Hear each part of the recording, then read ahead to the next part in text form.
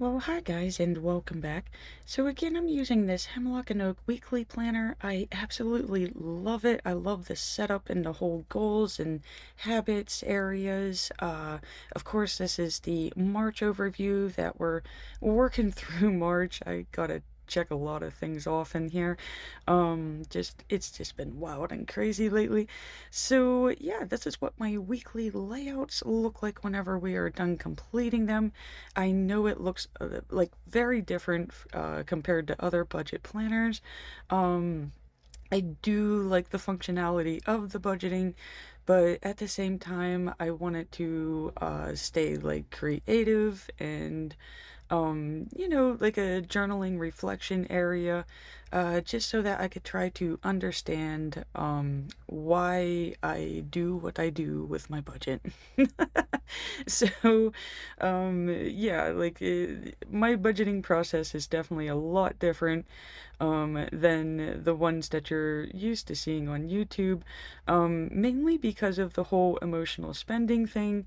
The one thing that I learned really quickly is that, like, the standard functional budgeting systems, they don't really work for those of us that have emotional spending.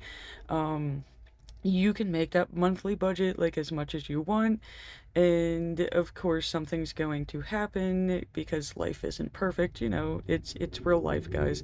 And like it just gets thrown off, and then of course, you lose motivation. So this is a system that I've started over the years, and again, we are still perfecting it as we go. And yeah, I'm fighting the washi right now. Sometimes the foil washi does not cooperate. So yeah, as I'm decorating this and setting it up, I do try to keep like the general theme for the month as we proceed through the month. I don't even know if I'm making sense at this point, guys. You'll have to pardon me. It's very early in the morning for me right now. But yeah, no, I try to keep like all the layouts for the month kind of the same in this planner. I don't know. I like consistency in my budget planner where the weeklies, like I'll switch it up every week. So I'm just trying to flip back through the pages, trying to figure out like what's my color schemes, what goes where. And you can see like in this weekly layout here, there's a lot of area where I could kind of like customize it and make it my own. So we have the focus area, the intentions.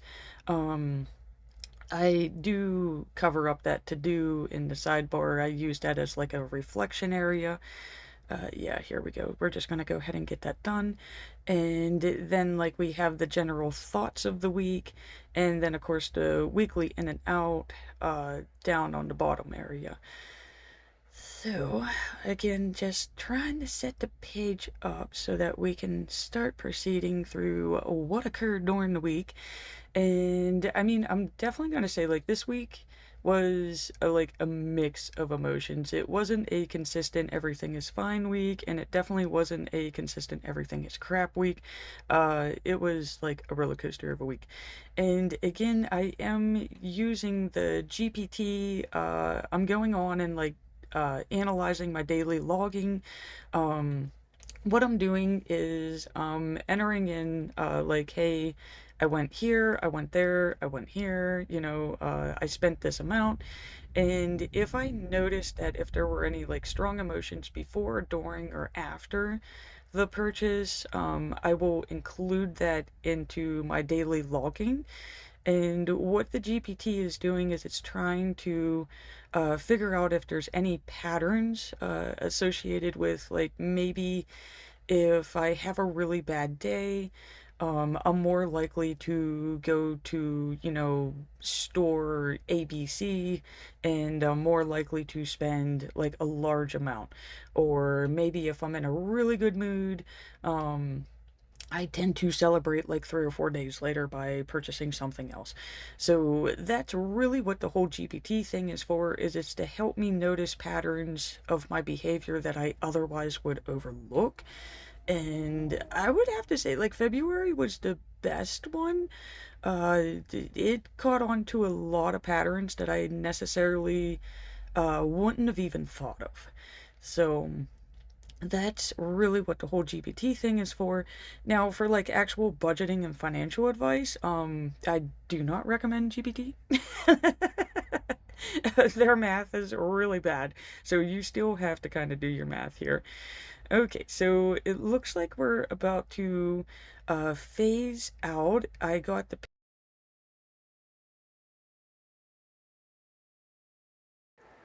All right.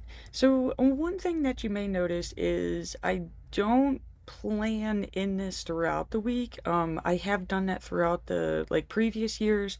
And yeah, I liked it because, like I was logging in the information as the week was proceeding. But what I noticed with that, and again, I believe this has to deal with like me being the emotional spender in that, is when something did actually bad happen, I avoided the planner. So, like, I don't know. I would get behind into planning because it would be like, oh man, you made a purchase, you shouldn't have done that. And it was like the guilt and the shame of it, like, made me say, oh, I should probably go to the planner, but how about not today? I'll do it tomorrow. And then, of course, that turned into like days and weeks and months. Um, where for some reason, like whenever I go on to type to the GPT, it's kind of like you're just explaining to a friend, like, hey, I messed up. And then, like the week proceeds, you kind of forget what you did, and then you get like the weekly layout. And to me, like this process here, this is a lot more easier for me to reflect on. Um, and of course, like I am using the YNAB app in the background too. So like I do constantly know what's going on with my finances because of the whole YNAB app telling me what my balances are. But just in case if you're wondering like why we are post planning, I guess, that is the reason. So like this the budget planner really doesn't like tell me what's going on with my money. It's telling me what I'm doing with my money. Like why do I behave in the way that I'm doing? So I guess it's kind of like a budget journal. Yeah, so I do have things in the background that do assist me with knowing what's going on with my budget here. So, like I said, like this week started off really calm. There was a low-key spend day, barely anything going on. It was a really good reset after the previous week, which was really rough too. And then like Monday night, things kind of got like a little shaky. Um, it's just like that whole anxiety thing, and it like comes out of nowhere and then it gets you, where just one thought turns into another thought, turns into another thought, and it's just one of those moments where you're questioning things and your mind just kind of spirals out of control, okay? And again, like in the past, I'm gonna have to say, and like this is what I admitted to the GPT, is yeah, in that moment, like that probably would have led to a spending binge, okay?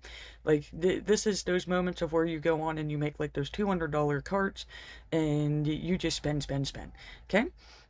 So the thing that I like about this is that we have like that pause and reflect and like why am I thinking about this? Are those thoughts valid? Where are they coming from?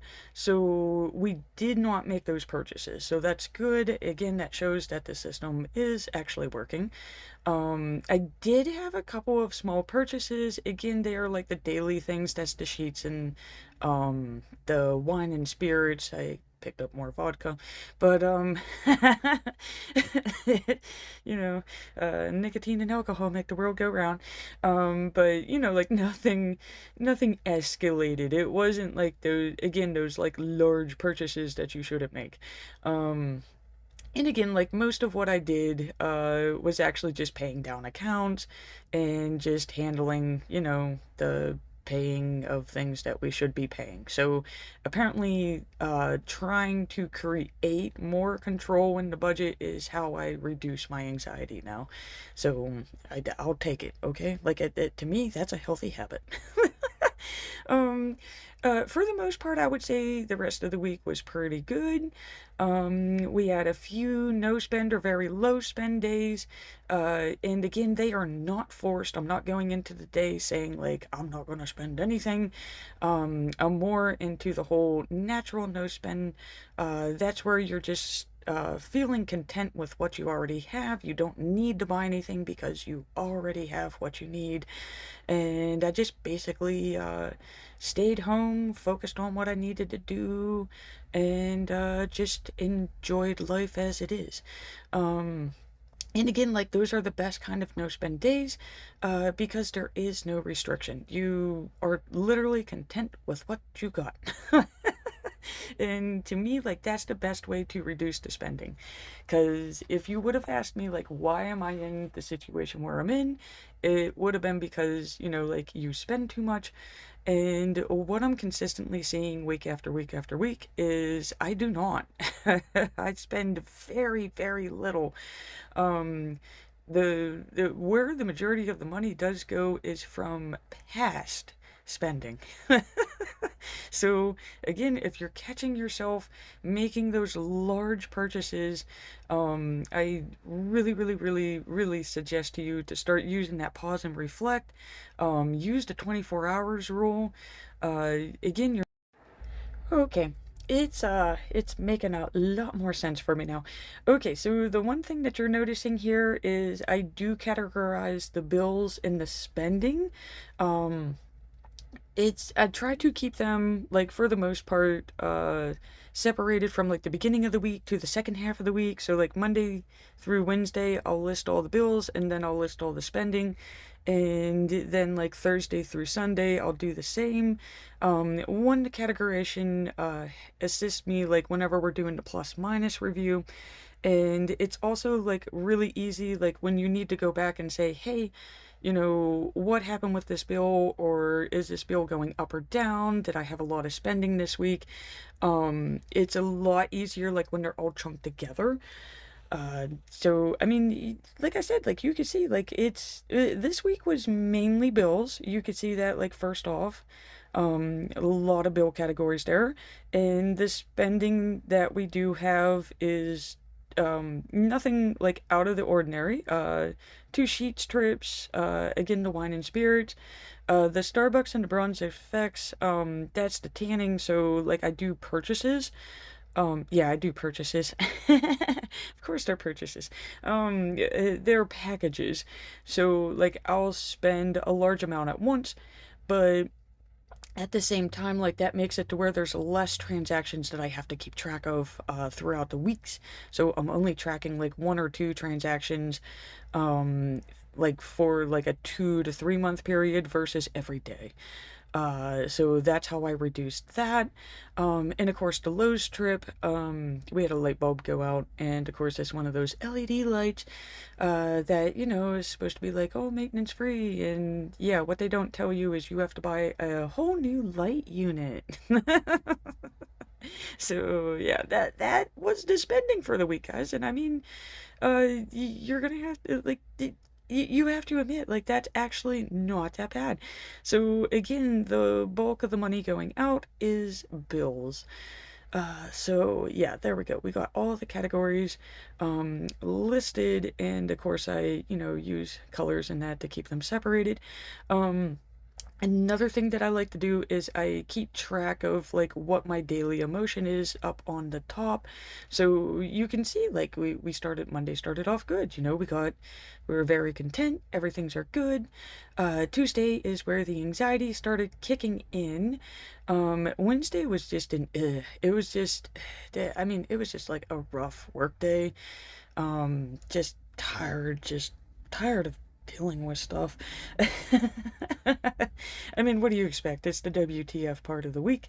Thursday, though, Thursday I did have a planned day off from work, and I just basically spent the day just relaxing, recharging. So again, like nothing really happened there. Friday going back to work was just like, yeah, dude, I need a break. I just really, really, really need a break from everything. It's too much going on, okay? Saturday, good, creative. Got some planning and that done. Not as creative as I wanted to be. But again, that's like that anxiety and stuff, like still kind of creeping in the corners. And of course, I got sick on Sunday. So, again, not the best of weeks, guys. And again, um, I'm gonna start losing my voice. Um, yeah, I use these boxes for like just little journaling areas. So, yeah, you can see like the beginning of the week, I lost a package, had to try to track that thing down. FedEx basically lied about what happened to it and had to try to figure that out. But again, it's just a friendly reminder. The emotions were not causing binges, and funds are going to be um, funds are going to the obligations. So, everything's working out financially there. Again, I'm stressing to myself the importance of no spend natural days. Again, you kind of want to reduce the feeling of restriction because the moment that you restrict yourself is the moment that you're consistently going to be thinking about buying that item. So instead of telling yourself, like, you don't need that, you don't need that, you don't need that, like, you kind of just I don't know, like instead of saying you don't need that, like you start reminding yourself of what you have. It really is that contentment, the whole gratitude feeling. And once you center and focus on that, the whole restriction thing just kind of goes away. It's hard to explain, but it does work, guys. So like start doing like the three things you're grateful for every day, and it does really help with that. Again, I'm learning the whole weekly reset thing. Instead of focusing on this every day like I was doing in the past, if I just focus on covering the charges and stuff like once a week. Some days it's Monday, some days it's Sunday. If I just do it once a week, it makes the budgeting more calm and more predictable. Where when I was doing it every day, in the planner, like again, I still daily log with GPT, but I mean, that's more of like a conversation.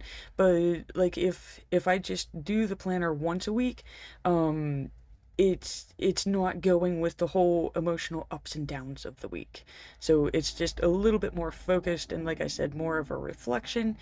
Um oh yeah, okay, so again, okay, there are going to be times where you're going to purchase something that like what we say you shouldn't purchase because it's not a need, it's definitely a want.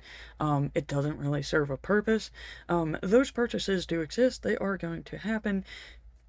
Oh, excuse me. And what I do, see guys, I'm still sick. Um what I do is every payday I take 50 out of each of my pays and I put it in a savings fund that's called a stash.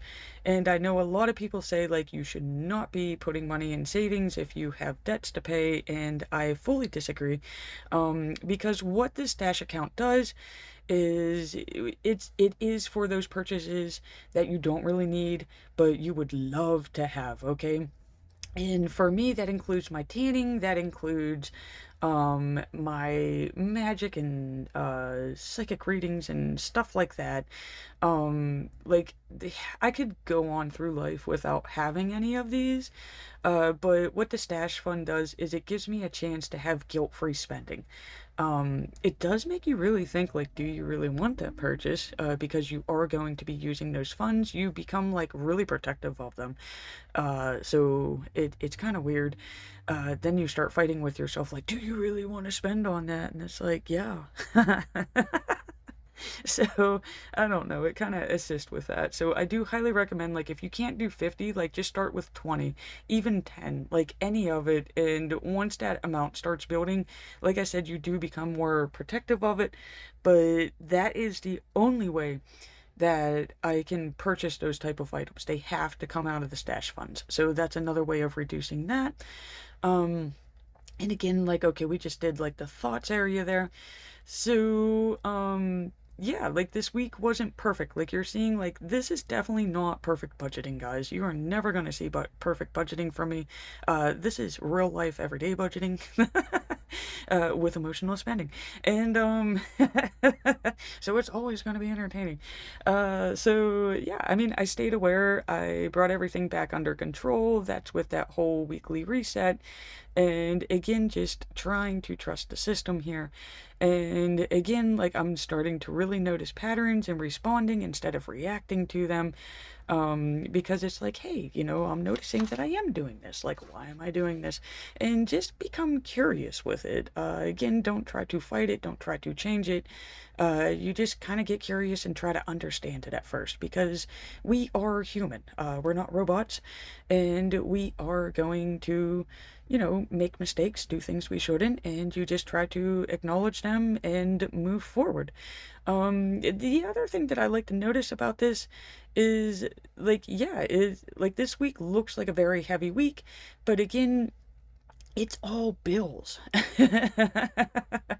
And the thing that I like is I had the funds to cover the bills, okay? Like I've had weeks where I didn't. So that's another win for me. And I mean, again, guys, I only spent 127 for the week, so that's a win too. So again, I want to close out and just say thank you so much for watching. I do greatly appreciate it. And please remember to hit that like and subscribe button to see more budget reviews.